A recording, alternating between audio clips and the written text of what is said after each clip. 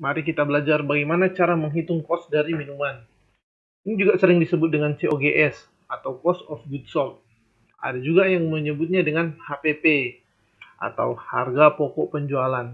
Jadi buat teman-teman yang kerja di hotel, restoran, cafe, coffee shop, bar, atau teman-teman yang ingin punya usaha sendiri di bidang F&B, ini sangat penting sekali ya.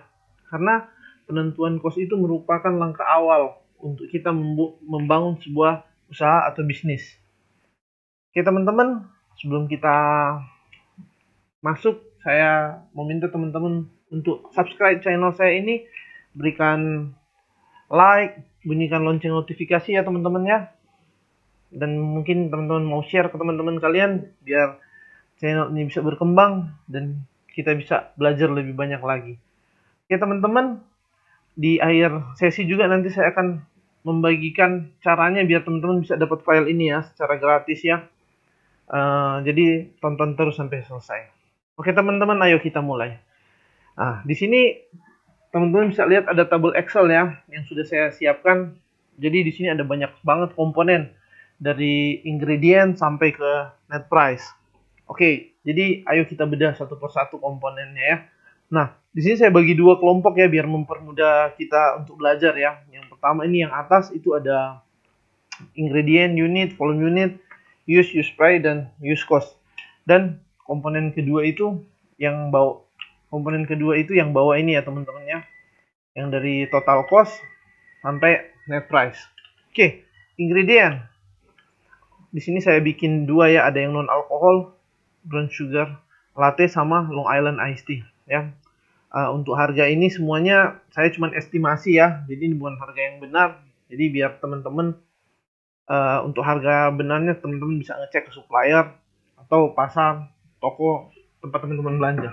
Oke, tapi sebelum kita menentukan ini semuanya teman-teman, kita harus punya ini nih yang pertama, list produk.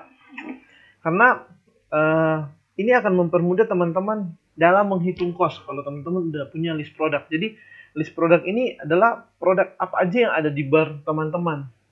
Lengkap dengan unit of measurement-nya ya. Ini unit of measurement atau unit pembelian teman-teman sama cost price-nya ya. Jadi biar nanti saat teman-teman ngitung itu udah enak, udah nggak perlu lagi cari-cari dulu yang ini harganya berapa ya, ini harganya berapa ya. Jadi temukan dulu harga pasti dari semua bahan-bahan yang teman-teman akan gunakan sebelum teman-teman memulai menghitung. Oke teman-teman, balik lagi ke yang tadi ya. Ya, oke. Di sini contohnya brown sugar latte. Nah, yang pertama itu ada ingredient. Ingredient ini bahan dasar ya yang akan teman-teman gunakan nanti saat membuat minuman. Jadi ingredientnya isinya ini semuanya. Oke, yang kedua unit. Unit ini adalah pengukur. Biasanya bentuknya gram, mili, can, portion, dan lain sebagainya. Dan yang ketiga volume per unit. Ada beberapa ukuran satuan belanja atau total quality per unit yang kita beli ya. Jadi contoh kalau kita belanja sekilo, nah tapi biasanya kita makainya itu kalau per kilo itu biasanya gram ya, per 1000 gram. Karena kalau kita pakai per kilo, nanti di sini teman-teman harus bikinnya 0,10. Jadi lebih gampang kalau kita bikin per 1000 gram ya. Terus use ini adalah pemakaian ya. Jadi berapa yang teman-teman pakai dalam resipi ini ya, berapa gram, berapa mili. Baru nextnya ada price per unit. Jadi price per unit ini adalah harga beli per unit ya. Harga beli contoh kopi per 1000 gram berapa harganya ya, ini teman-teman. Nah, kenapa saya bilang teman-teman harus memulai dari yang ini dulu, all item. Jadi di sini nanti akan mempermudah teman-teman saat mengisi price unit itu, teman-teman tidak perlu mengisi di sini. Jadi teman-teman bisa menggunakan rumus seperti ini teman-teman. Saya hapus dulu beberapa ya. Nah di sini teman-teman cuma cukup dengan sama dengan, terus ke all item yang tadi kopi ya. Sini coffee bean, teman-teman klik yang ini. Begitu juga seterusnya ya, fresh milk. Nah, jadi once teman-teman mau ganti menu dan brown sugar latte ini atau Long Island iced tea ini masih mau tetap ada di sini, teman-teman cukup menggantinya di sini. Tidak perlu ngebongkar resipi lagi, tidak perlu ngebongkar detail cost-nya. Jadi tinggal ini yang teman-teman ganti karena biasanya kalau pas saat kita mau ganti menu ya, harga itu udah berubah. Jadi kita nggak perlu ganti satu-satu di sini. Kita udah rumuskan ke sini. Jadi tinggal kita bermain di lembar pertama ini. Oke. Next adalah use cost. Use cost ini rumusnya adalah use cost ini rumusnya adalah price per unit kita bahagi dengan volume unit. Ya, total yang kita dapatkan dari itu baru kita kali dengan pemakaian atau usage. Ya, jadi price per unit dibahagi volume per unit dikali dengan usage. Ya, itu total use cost.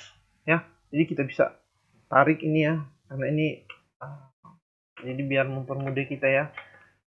Teman-teman bisa lihat rumusnya kan, semuanya udah sama. Oke. Oke, sekarang kita masuk ke sini teman-teman. Komponen yang kedua. Oke, komponen yang kedua saya minta teman-teman agak fokus ya karena ini lumayan penting ya, karena disinilah semuanya total disinilah tempat teman-teman bisa menentukan harga jual, apa itu additional, apa itu cost ya. Oke, pertama kita lihat total beverage cost ya. Total beverage cost ini, oke, untuk rumusnya itu teman-teman sebenarnya bisa langsung auto sum di sini ya. Jadi total enter, total beverage cost itu adalah penjumlahan dari semua ini. Jadi teman-teman bisa lihat ini 27.933 sama halnya kayak yang ini ya. Sama dengan yang atas ini 6.272 ini. Jadi teman-teman tinggal auto sum yang kanan atas ini lalu enter. Nah, oke. Terus next additional ya. Ini ada additional 10%. Ini ada additional 10%. Additional ini sering dipertanyakan, perlu atau tidak dimasukkan. Karena kalau use cost semakin tinggi ini biasanya juga akan menjadi besar. Tapi ini sangat perlu dimasukkan karena melihat fungsinya ya, teman-teman. Jadi fungsi dari additional 10% ini adalah pertama itu dia nge-backup contoh garnish ya. Karena kan saat teman-teman bikin ini kan, kalian teman-teman bikin garnish yang ada tambahan tapi kan tidak dimasukin ke resipi. Jadi dia akan di-backup oleh garnish ini. Kedua dia nge-backup loss factor. Loss factor itu biasanya contohnya kayak gini loh teman-teman. Contoh kalau teman-teman beli strawberry satu pack yang isinya 10 pieces ya. Ternyata di situ ada 2 pieces yang nggak bisa dipakai. Mungkin 2 buah itu rusak atau agak busuk, jadi tidak bisa dipakai. Nah, additional 10% inilah yang nge-backup itu. Ya teman-teman. Dan juga additional 10% ini nge-backup harga di pasaran yang naik turun. Contoh mungkin jeruk di pasar hari ini 17.000, besok 20.000. Nah, mungkin kan teman-teman setiap hari ngerubah resipi. Nah, dengan adanya 10% ini dia udah ngebantu ya, ngebantu. Jadi naik turunnya harga itu kebantu dengan additional ini. Terus next, subtotal cost.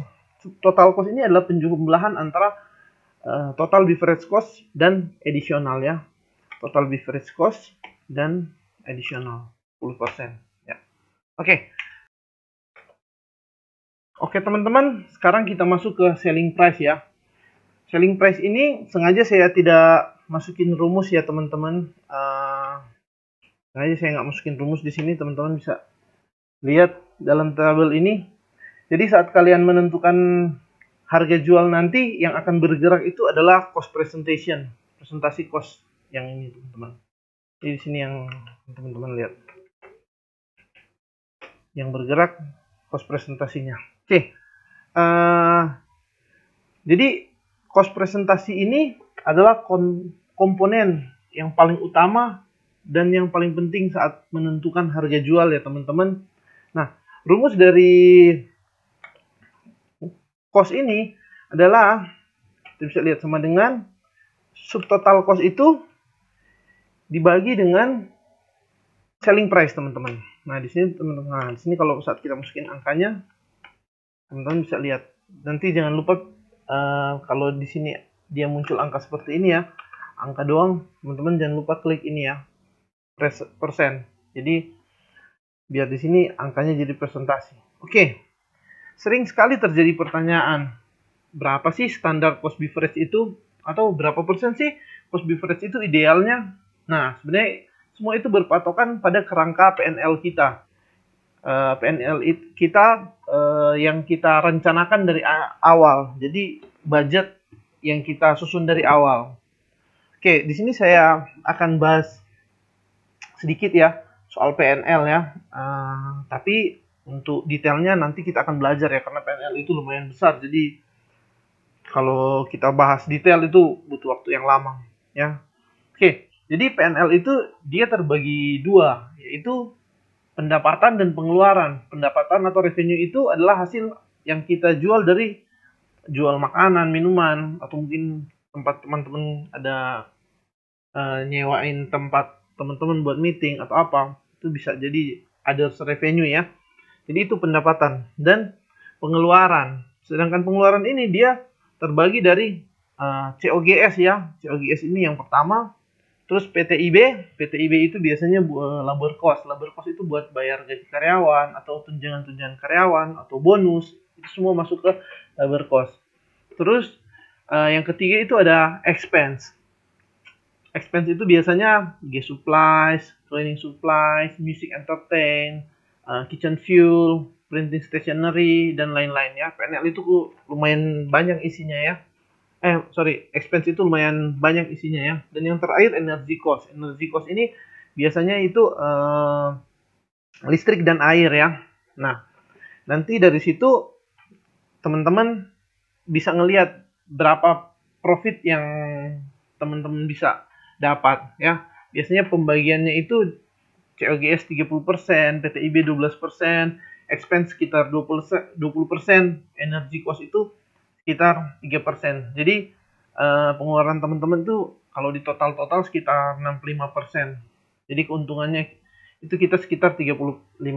Nah, kalau ditanya idealnya, ideal cost untuk makanan dan minuman itu biasanya itu di range antara 22% sampai 32% ya. 22% sampai 30%. Karena semakin besar presentasi COGS-nya, presentasi cost-nya itu semakin besar, harga jual akan semakin murah dan profit akan semakin kecil. Begitu juga sebaliknya teman-teman ya. Semakin rendah COGS kita, maka semakin besar profit yang akan kita dapat, tapi harga jualnya akan semakin mahal. Contoh, ini kita bikin 200.000. COGS-nya akan ketekan ke 15%, lebih kecil. Tapi harga jualnya itu jadi tinggi, 242. Jadi akan lebih susah. Jadi idealnya itu sebenarnya ada di angka 22% sampai 32%. Makanya kalau di sini kita kasih 120.000 masih ideal di 26. Itu tinggal dari teman-teman mau menentukan. Ini kita bisa kasih harga 25.000. Jualnya 28. Oh, masih tinggi. Ya, masih ideal lah. Dengan antara 22 sampai 32. Oke. Terus yang terakhir itu adalah net price. Net price ini angka dari selling price ini ditambah biasanya itu ada government tax itu atau pajak dan service charge. Setiap tempat usaha itu mempunyai service charge yang beda-beda, mulai dari 5%, 11%, ada juga yang sama sekali tidak memberikan service charge kepada karyawannya. Nah, untuk government tax itu biasanya 10% teman-teman. Nah, di sini saya pakai 21%. Jadi teman-teman bisa lihat rumusnya ini ya. 21% yang saya pakai ini, teman-teman bisa lihat ini rumusnya. 21% yang saya pakai ini biasanya hotel itu biasanya memberikan 21% untuk net price-nya. Oke teman-teman, Untuk cara ngitung cost itu sejauh ini saya harap teman-teman bisa pahami ya. Next time kita akan belajar bagaimana menyusun cost presentation dan kerangka menu ya, kerangka menu beverage ya di sini, dan cost presentation ini sudah saya siapkan. Oke, tapi itu kita akan bahas di pertemuan berikutnya teman-teman. Saya harap teman-teman bisa pahami dulu cara menghitung cost, jadi saat kita nanti masuk ke menu beverage sama cost presentation ini akan lebih gampang buat teman-teman buat belajar. So, terima kasih teman-teman sudah nonton video saya. Sekali lagi jangan lupa subscribe, bunyikan lonceng notifikasi, share ke teman-teman kalian, biar kita semua bisa makin pintar ya teman-teman ya. Oke, buat teman-teman yang ingin dapatkan file ini, teman-teman bisa hubungi saya di Instagram saya, Billy Wanget, atau ke WhatsApp saya, atau bisa langsung juga ke email saya ya. Nanti untuk presentasi ini saya akan kirimkan langsung ke teman-teman yang menghubungi saya ya. Oke teman-teman, terima kasih atas waktunya. Sampai ketemu lagi di sesi selanjutnya ya. Thank you.